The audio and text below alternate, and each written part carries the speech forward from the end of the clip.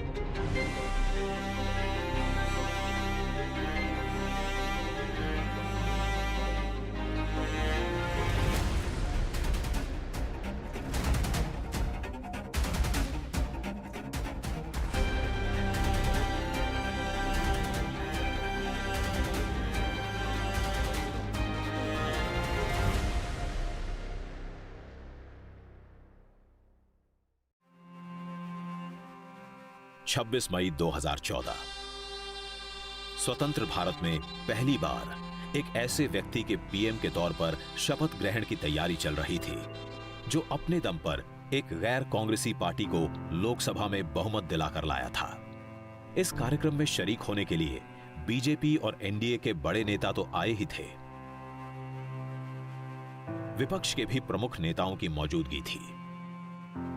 सबसे खास बात थी भारत के प्रधानमंत्री के शपथ ग्रहण समारोह में सार्क देशों के सभी शासनाध्यक्षों का शामिल होना।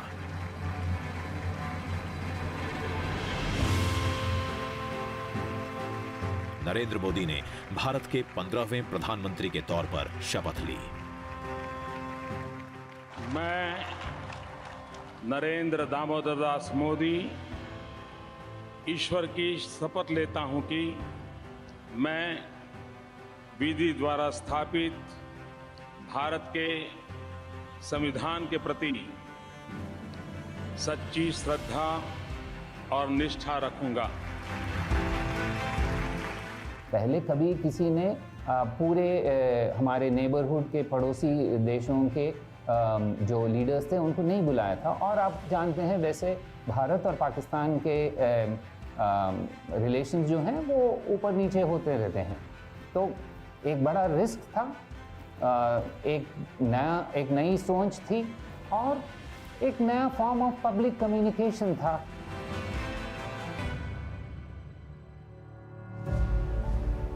सत्ताईस मई 2014 प्रधानमंत्री बनने से पहले नरेंद्र मोदी केंद्र में कभी मंत्री तक नहीं रहे थे, लेकिन बड़े निर्णय लेने की उनकी सरकार की रफ्तार ने तुरंत जोर पकड़ लिया।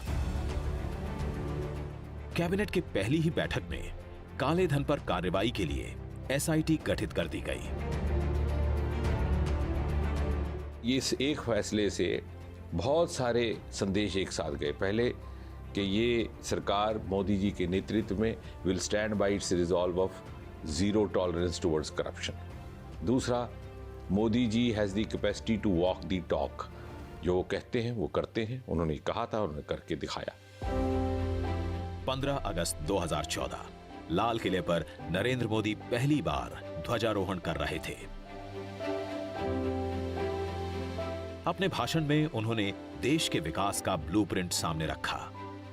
अगर आप 12 घंटे काम करोगे तो मैं 13 घंटे करूंगा, अगर आप 14 घंटे काम करोगे तो मैं 15 घंटे करूंगा। क्यों? क्योंकि मैं प्रधानमंत्री नहीं, प्रधान सेवक के रूप में आपके बीच आया। स्वच्छता पर जोर दिया और इसके लिए जन भागीदारी की वकालत की। स्वच्छ भारत का एक अभियान इसी 2 अक्टूबर से मुझे आरंभ करना है। हिंदुस्तान की सभी स्कूलों में टॉयलेट हो, बच्चियों के लिए अलग टॉयलेट हो, तभी तो हमारी बच्चियां स्कूल छोड़ करके भागेगी नहीं।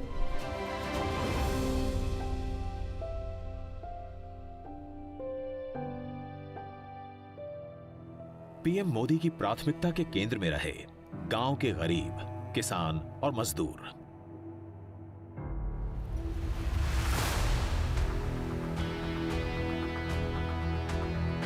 सरकारी योजनाओं का सीधा लाभ पहुंचाने के लिए जनधन योजना बनाई गई। 28 अगस्त 2014 को यह योजना लॉन्च हुई। जीरो बैलेंस की सुविधा के साथ बैंक खाते खोले गए। ऐसे खातों की संख्या 43 करोड़ के आंकड़े को पार कर चुकी है। इनमें तमाम योजनाओं की रकम पहुंच रही है। डायरेक्ट बेनिफिट ट्रांसफर के कारण बिचौलिए सिस्टम से गायब हो गए हैं।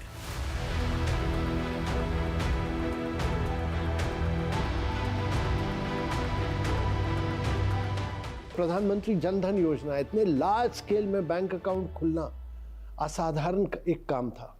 जब शुरू में उन्होंने कहा कि 100 दिन के अंदर 100 डिजिटल मेला करो, तो हम लोगों ने कहा कि ये असंभव है, पर उन्होंने करवाया और उससे एक बहुत बड़ा मोमेंटम आया जो कि डिजिटल पुश जिससे दे पाए।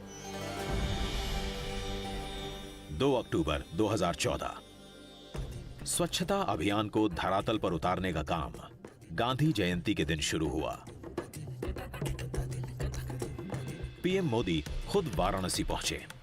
80 घाट पर फावड़ा उठाकर सफाई की।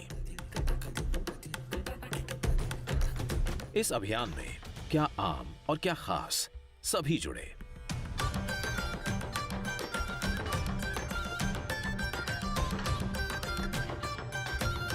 स्वच्छता अभियान को पीएम मोदी कितना महत्व देते हैं, इसका अंदाजा तब भी लगा जब वो प्रयाग में संगम के तट पर सफाई कर्मियों के पांव पखारते नजर आए।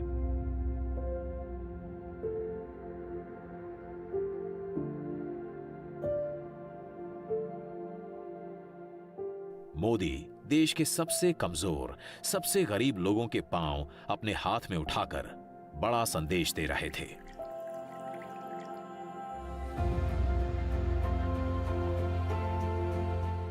ये काम हमें करना है। मेरे देश के लाखों नौजवानों को खास करके आग्रह करता हूं, आइए मेरे साथ जुड़िए।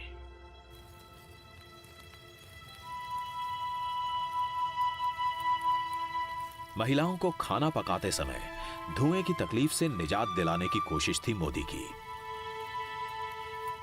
उनकी आंखों में बचपन की वो तस्वीर तैर रही थी जब मां हीराबा अपने पति और बच्चों के लिए भोजन बनाते समय चूल्हे में फूंक मारते हुए हांफ जाती थीं। आंखों से आंसू निकल जाते थे।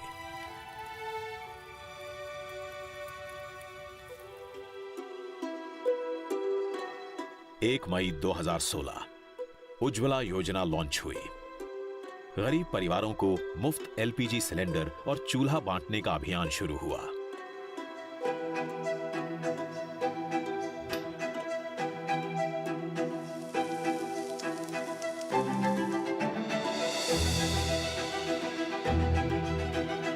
गरीबी के बीच गांव में बिताए हुए शुरुआती वर्षों ने ही मोदी को शौचालय से लेकर गरीबों के लिए पक्के मकान, अच्छी सड़कें, शुद्ध पेयजल और 24 घंटे बिजली सुनिश्चित करने के लिए प्रेरित किया। जब आजादी के 75 साल हो, तब हिंदुस्तान में कोई परिवार ऐसा न हो जिसका अपना घर न हो। मोदी गुजरात के सीएम रहते हुए इनमें से कुछ काम कर चुके थे। देश के पीएम के तौर पर इनको और बड़ा और असरदार बनाने में जुटे।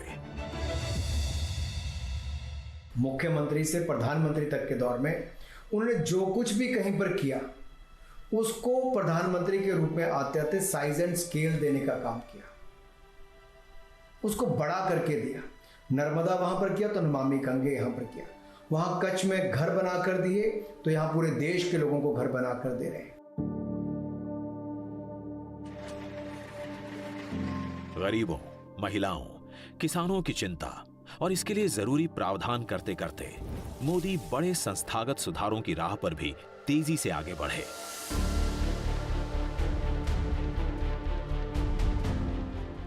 योजना आयोग की जगह नई जरूरतों के हिसाब से नीति आयोग की स्थापना की।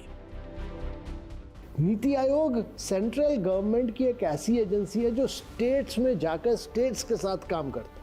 ये कई यूनिक चीज़ें करता है, जैसे एस्पिरेशनल डिस्ट्रिक्ट जो कि हमारे देश के सबसे पिछड़े हुए डिस्ट्रिक्ट्स हैं। इसी तरह अटल इनोवेशन मिशन हम चलाते हैं जहां हमने करीब 10,000 टिंकरिंग लैब शुरू किए, इंक्यूबेशन सेंटर शुरू किए। पर मेन जो लक्ष्य है नीति आयोग का कि ये एक मिनिस्ट्री की तरह ना काम करे, ये एक आइडियाज़ का एक इंस्टीट्यूशन हो और बाकी मिनिस्ट्रीज़ को सपोर्ट करे कि ये लोग देश को आगे ले जाए। शेल कंपनियों पर लगाम लगाई गई, आईबीसी कोड बनाया गया, बैंक का कर्ज नहीं चुकाने वाले बड़े उद्यमियों पर कार्रवाई शुरू हुई। न खाता हूं न खाने दूंगा। नई टेक्नोलॉजी और आईटी के मोदी शुरू से हिमायती रहे हैं। अपनी सरकार के कामकाज को असरदार बनाने और आम जनता की सुविधा के लिए मोदी ने डिजिटल इंडिया मिशन लॉन्च किया। भ्रष्टाचार मुक्त प्रशासन, पारदर्शिता, नागरिक भागीदारी और आखिरी कतार में खड़े आखिरी व्यक्ति तक पहुंचना, इन चारों पांचों प्रमुख नियमों का पालन हुआ है। और साथ ही साथ मोदी जी की जो टेक्नोलॉजी और विज्ञान के प्रति झुकाव है और हर नए रिफॉर्म में, नए सुधार में टेक्नोलॉजी का पर्याप्त उपयोग करना, वो भी इसमें झलकता है।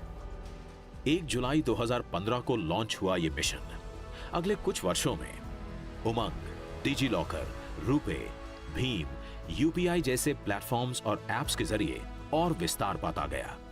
जिस देश में कभी नकदी के इस्तेमाल पर जोर रहता था, वहां कैशलेस ट्रांजैक्शन की रफ्तार तेज हुई। इरादा था सिस्टम को और पारदर्शी बनाना, काले धन को कम करना, जिसकी कोशिश मोदी पहले नोटबंदी के तहत कर चुके थे। यूपीए सरकार के समय शुरू हुई आधार योजना को मोदी ने पूरी ताकत के साथ अपना लिया, नई ऊंचाइयों पर पहुंचाया। देश के तमाम लोगों के आधार कार्ड बने, उन्हें बैंक खातों से जोड़ा गया ताकि योजनाओं का लाभ असली लोगों तक पहुंचे। पहले प्रॉब्लम यह था कि लोग अपने अकाउंट ही नहीं खोल पाते थे क्योंकि उनके पास केवाईसी डॉक्यूमेंट ही नहीं होते थे। आधार ने इस प्रकार की आइडेंटिटी लोगों को प्रदान की। दूसरी बात यह हुई कि जिस व्यक्ति को पैसा मिलना चाहिए सब्सिडी, अब उसी को मिल रहा है। गांव गरीब की चिंता करने वाले पीएम मोदी ने शिक्षा, स्वास्थ्य और रोजगार पर भी खासा ध्यान दिया। नए आईआईएम, नए आईआईटी, नए एम्स देश के तमाम हिस्सों में खोले गए। साथ ही नौजवानों के हुनर निखारने के लिए स्किल इंडिया मिशन शुरू किया गया। अटल इनोवेशन मिशन में हमने करीब 10,000 टिंकरिंग लैब शुरू किए स्कूल्स में। 5वीं क्लास के बच्चे जाकर 3D printing, robots, internet of things, artificial intelligence, ये एक नई सोच उनके दिमाग में आ जाती है 5वीं क्लास के बाद। 7 नवंबर 2015 नरेंद्र मोदी ने अपना एक बड़ा चुनावी वादा निभाया। सैनिकों की 40 वर्ष पुरानी 1 रैंक 1 पेंशन की मांग पूरी की।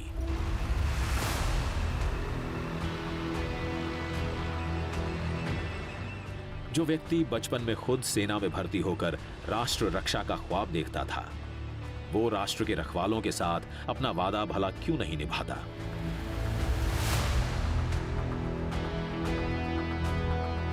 मोदी ने पीएम बनने के साथ ही भारतीय सेना के सामने मुंह बाई खड़ी समस्याओं पर ध्यान देना शुरू कर दिया था। आधुनिकीकरण की सुस्त रफ्तार से लेकर लड़ाकू जहाजों और अत्याधुनिक पनडुब्बियों की कमी परेशान कर रही थी। हमने जितना मांगा था उससे कहीं अधिक बढ़कर के सरकार ने हमको लिमिट दिया कि काम करो। आज आप देखिए डीआरडीओ, दुनिया में जो बेस्ट इंस्टीट्यूशंस है, सेंटर ऑफ एक्सेलेंस, वो किस तरह के अपने यहाँ हथियार से लेकर बाकी चीजों में चीजों को बनाने का काम कर रहे हैं हमारे साइंटिस्ट।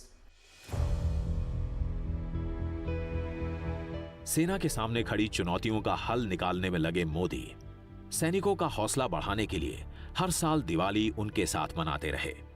कभी पंजाब, कभी कश्मीर, कभी राजस्थान, तो कभी लद्दाख। साल दर साल वो जवानों के बीच जाते रहे। लेकिन जल्दी ही मोदी के सामने एक बड़ी चुनौती आने वाली थी। दुश्मन खुद मोदी के हौसले की परीक्षा लेने वाला था।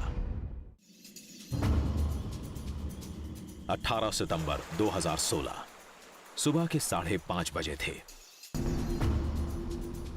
उरी की सैनिक छावनी में सोए हुए जवानों पर आतंकवादियों ने घात लगाकर हमला कर दिया।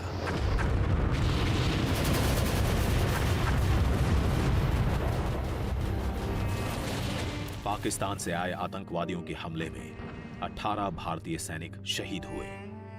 पूरे देश में गुस्से की लहर पैदा हुई, बदले की भावना मजबूत हुई।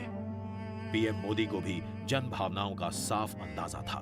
आतंकवादी कान खोल के सुन ले, ये देश इस बात को कभी भूलने वाला नहीं है।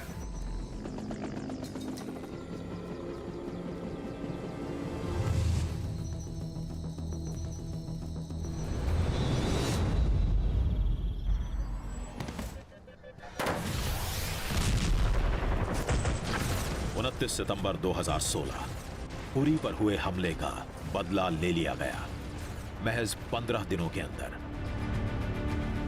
The Indian Army conducted surgical strikes last night at these launch pads. पाक अधिकृत कश्मीर के अंदर आतंकी ठिकानों पर सर्जिकल स्ट्राइक करके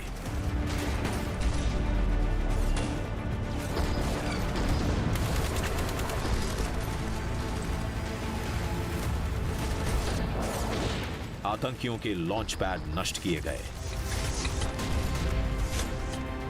आतंकवादियों को मार गिराया गया। पीएम मोदी के हौसले और जोखिम लेने की क्षमता का यह बड़ा प्रदर्शन था। आखिर पाकिस्तान परमाणु हमले की धमकी जो हमेशा दिखाता रहा था।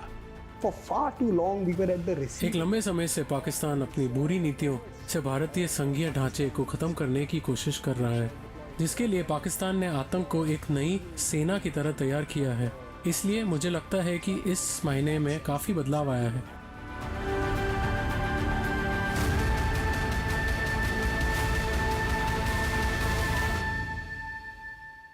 एक जुलाई 2017 सैन्य मोर्चे पर जबरदस्त हौसला दिखाने वाले पीएम मोदी के लिए आर्थिक मोर्चे पर बड़ा हौसला दिखाने वाला दिन था ये।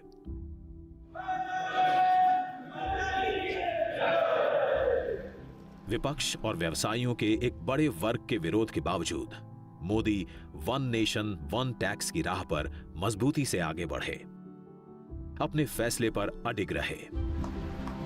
30 जून और 1 जुलाई के बीच की रात 12 बजे संसद के सेंट्रल हॉल में प्रधानमंत्री ने जीएसटी को लागू किया। देश की आजादी के बाद से टैक्सेशन के मामले में यह सबसे क्रांतिकारी कदम था। India needed to sign a free trade agreement with it. इससे पहले कि भारत दुनिया के साथ व्यापार कर पाता, उसे संघीय सीमाओं के पार व्यापार करने में सक्षम होना चाहिए, और जीएसटी एक प्रयास है जो ऐसा होने देता है। बड़े फैसले, बड़े कदम मोदी लगातार उठाते रहे। संसद में बिल पास कराकर 19 सितंबर 2018 से देश में ट्रिपल तलाक के मामले में सजा के प्रावधान वाले कानून को लागू कर दिया। मुस्लिम महिलाओं के लिए यह कानून काफी राहत लेकर आया। मुस्लिम महिलाएं काफ़ी संक्रमित होती थी, उनको तलाक तलाक तलाक ऐसा 3 बार बोल करके जो तलाक दिया जाता था, उसके कारण उनका जीवन छिन्न भिन्न हो जाता था। इसका उपाय भी उन्होंने निकाला कि उन्होंने तलाक में जो आवश्यक सुधार करना था या एक्ट में परिवर्तन करना था वो किया, और पूरे देश में मुस्लिम महिलाओं ने उनको आशीर्वाद दिया। जरूरी कानून बनाने के साथ ही विकास का सिलसिला भी आगे बढ़ा। लुक ईस्ट पॉलिसी के तहत मोदी ने नॉर्थ ईस्ट के विकास पर ध्यान दिया। पूर्वोत्तर के राज्यों को मोदी ने अष्ट देवियों के तौर पर देखा। बड़े पैमाने पर कनेक्टिविटी से लेकर आधारभूत सुविधाएं बढ़ाने पर काम हुआ। इन राज्यों के विकास को धार देने के लिए डोनर जैसा मंत्रालय बना।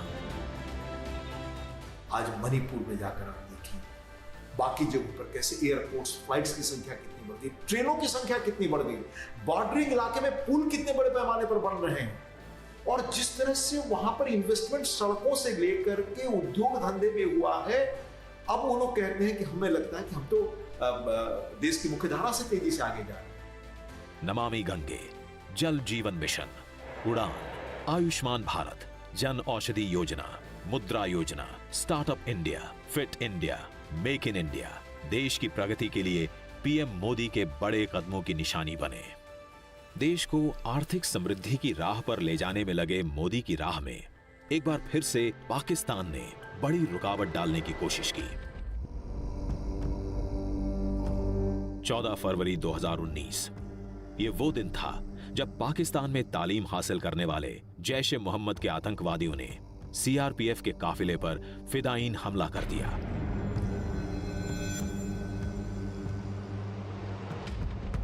इस हमले में सीआरपीएफ के 40 जवान शहीद हुए। उरी के बाद यह दूसरा मौका था जब देश में पाकिस्तान के खिलाफ गुस्सा भयावह था। खुद मोदी भी इससे अछूते नहीं थे कि वे बहुत बड़ी गलती कर चुके हैं, बहुत बड़ी कीमत उनको चुकानी पड़ेगी। 26 फरवरी 2019 पाकिस्तान और उसकी धरती से अपने जिहादी अड्डे चला रहे आतंकियों को अपनी गलती की सजा मिली। भारतीय वायुसेना के विमानों ने पाकिस्तान के बालाकोट पर एयर स्ट्राइक की,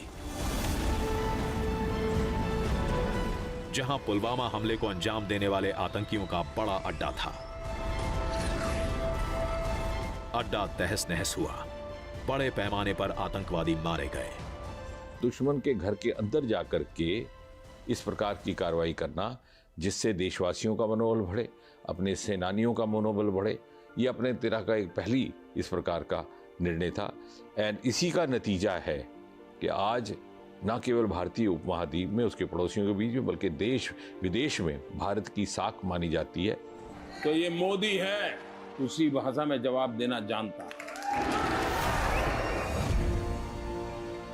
मोदी दूसरी दफा पाकिस्तान के सामने भारतीय जनता की उम्मीदों पर खरे उतरे, लेकिन जल्दी ही उनकी एक और बड़ी परीक्षा होने वाली थी, दुनिया के सबसे बड़े लोकतंत्र के चुनावी मैदान में।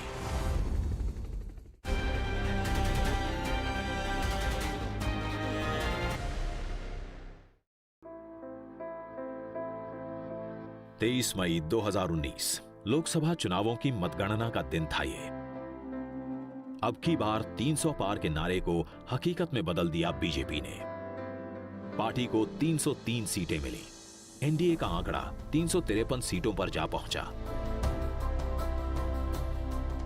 सर्वांगीण व्यक्तित्व विकास जिसको बोल सकते हैं वो सब उसमें है, शारीरिक, मानसिक, भावनात्मक और आध्यात्मिक स्तर पर, और अपने भारत के प्रति अपार प्रेम है, सेवा भाव इतना है। मोदी जी भारत के लिए एक बड़ा देन है।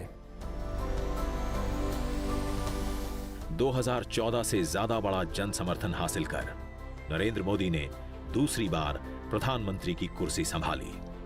मैं नरेंद्र दामोदर दास मोदी ईश्वर की शपथ लेता हूं कि मैं विधि द्वारा स्थापित भारत के संविधान के प्रति। दूसरे कार्यकाल में मोदी की रफ्तार तेज होती गई बड़े फैसलों के मामले में। 5 अगस्त 2019 जम्मू कश्मीर को विशेषाधिकार देने वाले अनुच्छेद 370 और 35A को संसद में संशोधन विधेयक पास कर अप्रभावी कर दिया गया। जम्मू कश्मीर और लद्दाख 2 इकाइयां बना दी गईं, केंद्र शासित प्रदेश के तौर पर। 17 साल पहले एकता यात्रा के दौरान मोदी ने जो संकल्प लिया था, पीएम के तौर पर खुद पूरा किया। 3 महीने बाद ही अयोध्या में राम मंदिर के निर्माण का रास्ता भी साफ हुआ। 9 नवंबर 2019 को सुप्रीम कोर्ट के 5 जजों की बेंच ने राम मंदिर के निर्माण के पक्ष में फैसला सुनाया। 5 अगस्त 2020 को मोदी खुद अयोध्या पहुंचे राम मंदिर के भूमि पूजन के लिए। जो कहते हैं वो करते हैं। मोदी का बड़ा संदेश था, समर्थकों के लिए भी, विरोधियों के लिए भी। अडिग मोदी की ये बात क्या दुनिया भी समझ रही थी?